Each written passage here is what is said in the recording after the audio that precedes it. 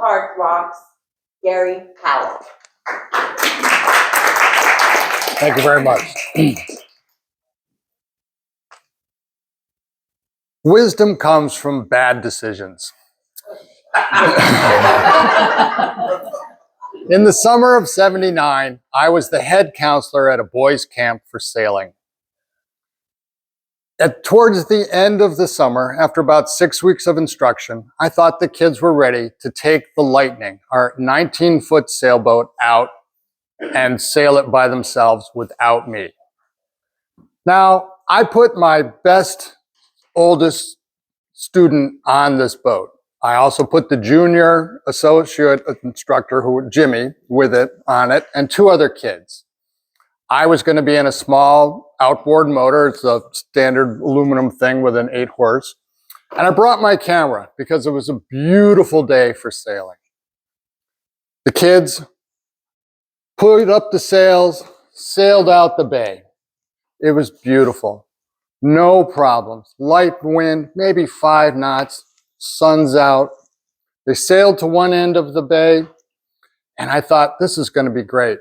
Let's put up the spinnaker.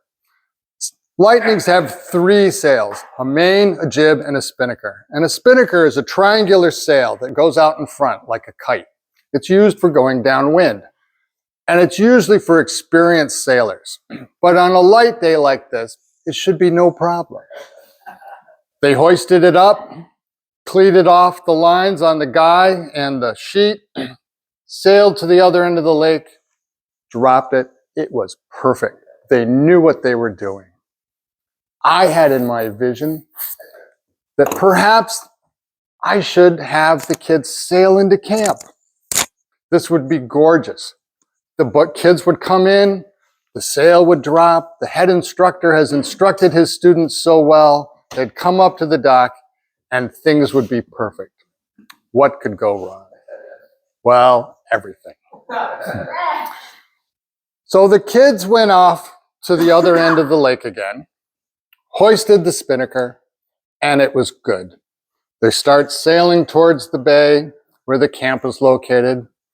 And I noticed that the top of the sail is no longer on the mast. It's about 10 feet out in front. And I'm going, what? And so I motor a little closer and yell at them, hey, you got to haul this line. But in fact, what had happened was the kid in charge of the halyard had only wrapped the cleat and it had come undone. It had run up the mast and jammed at a knot. Normally, knots are a good thing, but in this case, not so much. Had it not knotted, it would have just dropped like that, and it would have just been on the front deck of the boat, no problem. I hollered at him, pull that line in. Boys being boys, not enough muscle. Well, next, the kid holding the sheet let go. And this would have been no trouble because it would have been held by one corner and out like this, like a flag, flopping in the breeze. It would have just come down and we would have been able to pull it on, no tension on any line. But again, this line also had a knot. It ran out to the end of the deck and stuck out. So now both lines are out. Now, just for great more fun, the kid who had cleated the guy also wrapped that cleat, and it too came undone. So now this sail is sailing about 10 feet in front of the boat like a kite. It's clear of the main sail, so there's nothing impeding it, and it's pulling it right towards camp. I realized at this point I had no control. So what does anyone with no control do? I'd brought my camera to take a picture of us coming into the dock. So I took that picture. Then I motored over to the boat and I exchanged places with Jimmy. Motors going, kids screaming. I climbed onto this boat. Now, fortunately, Mother Nature had had about enough and the wind eased. The boat sailed into the spinnaker and it dropped into the water. Tension's off, but now it's a giant sea anchor, still tied to the top of the mast, and it's pulling the boat over. I reach in and I'm pulling for all my life. And the sail, fortunately, rips. Shreds into little pieces. Thank God for old equipment.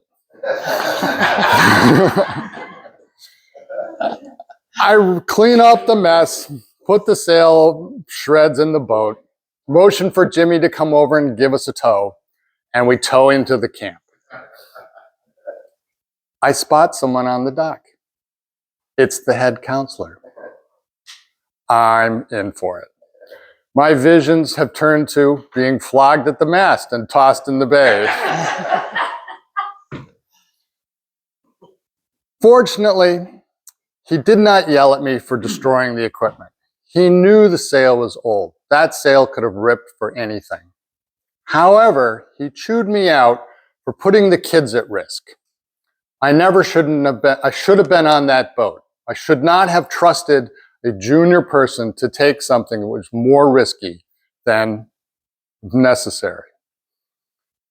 But all's well that ends well. Boat was put back together. And from this lesson, we can learn a couple of things. One is, don't tie knots in spinnaker lines. 2, take responsibility and be where you're supposed to be. Don't be the spectator. And 3, the school of hard knocks is you get the test first and the lesson afterwards. Thank you, Mr. Scott.